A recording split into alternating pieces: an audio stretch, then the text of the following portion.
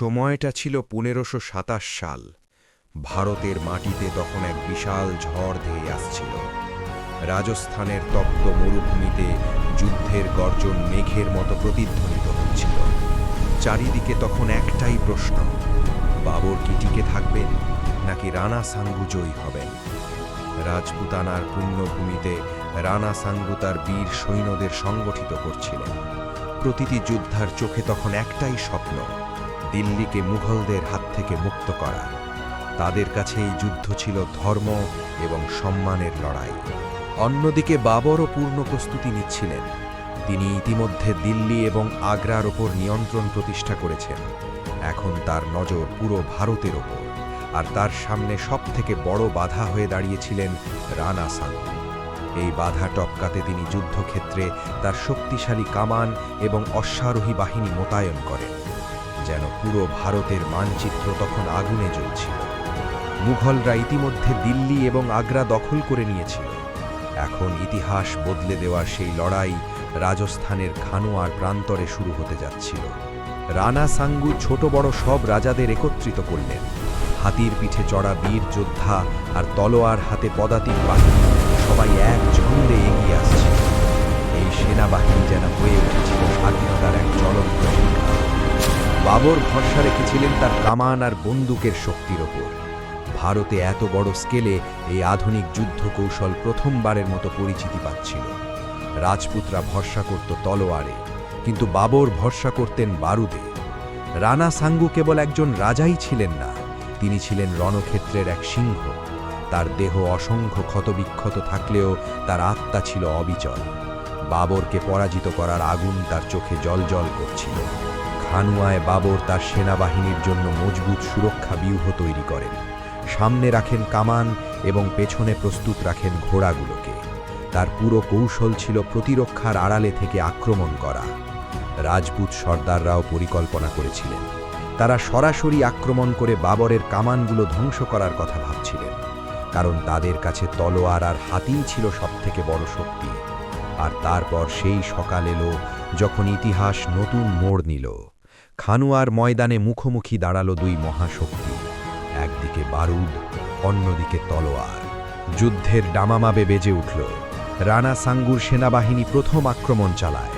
হাজার হাজার ঘোড়া আর হাতির পদতলে যেন ধরিত্রী কেঁপে উঠেছিল। তাদের গর্জনে পুরো ময়দান প্রতিধ্বনিত হচ্ছিল। বাবরের কামানগুলো থেকে আগুনের গোলা ছুটতে শুরু করল। গোলার বিস্ফোরণে হাতিরা নিয়ন্ত্রণের বাইরে চলে গেল এবং ঘোড়াগুলো পেছাতে শুরু করল। হঠাৎ রাজপুত শিবিরে বিশৃঙ্খলা ছড়িয়ে পড়ল। বাবর তার বিশেষ কৌশল তুলুগমা প্রয়োগ করলেন। তার অশ্বারোহী বাহিনী দুদিক থেকে রাজপুতদের ঘিরে ফেলল, যেন পুরো রণক্ষেত্রই একটি মরণ ফাঁদে পরিণত হল। রানা সাঙ্গু উন্মুক্ত তলোয়ার হাতে ময়দানের মাঝখানে অটল হয়ে দাঁড়িয়ে রইলেন। কামানের গোলার বৃষ্টির মধ্যেও তিনি তার সৈন্যদের সাহস যোগাচ্ছিলেন। তার প্রতিটি কথা সৈন্যদের মনে প্রাণের সঞ্চার করছিল। কিন্তু ঠিক তখনই এক চরম বিশ্বাসঘাতকতা ঘটল। সিলহারি, যিনি রাজপুতদের পক্ষে ছিলেন, তিনি বাবরের দলে চলে গেলেন। এটি রাজপুত সেনাবাহিনীর মেরুদণ্ড ভেঙে দিল। যুদ্ধের ভয়াবহতায় রানা সাঙ্গু মারাত্মকভাবে আহত হলেন। তার দেহ রক্তাক্ত থাকলেও তিনি তলোয়ার হাতে দাঁড়িয়েছিলেন।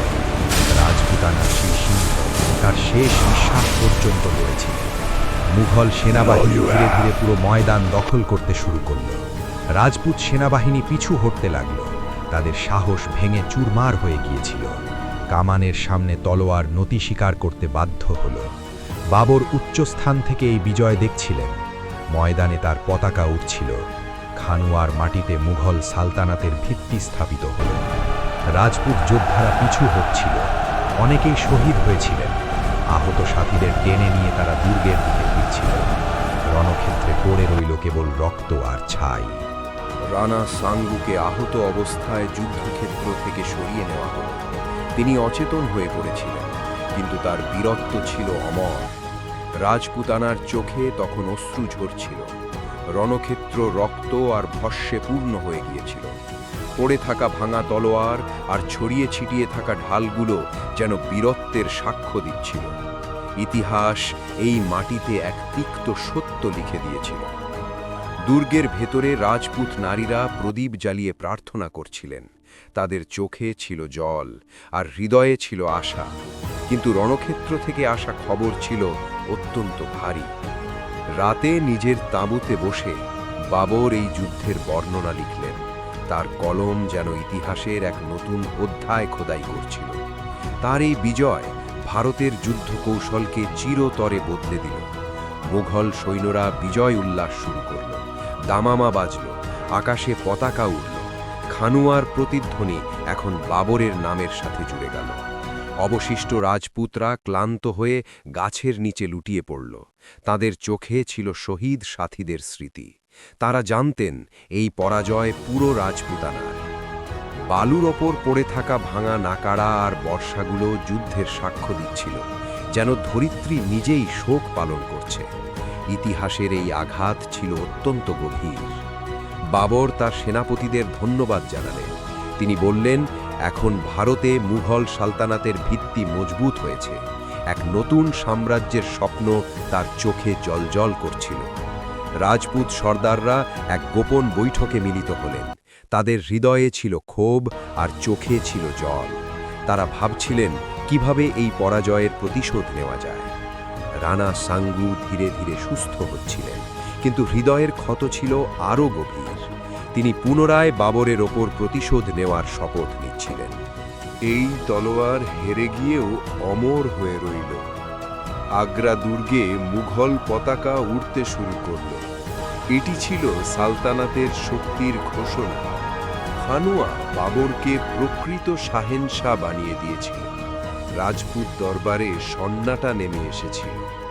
বাবর তার ছেলে হুমায়ুনকে যুদ্ধের পাঠ শেখালেন। তিনি বললেন, জয় কেবল তলোয়ার দিয়ে নয়, কৌশল দিয়েও অর্জিত হয়। এই শিক্ষা মুঘল সালতানাতের ঐতিহ্য হয়ে দাঁড়াল। শৌর্যের এই ঐতিহ্য কখনোই ম্লান হবার নয়।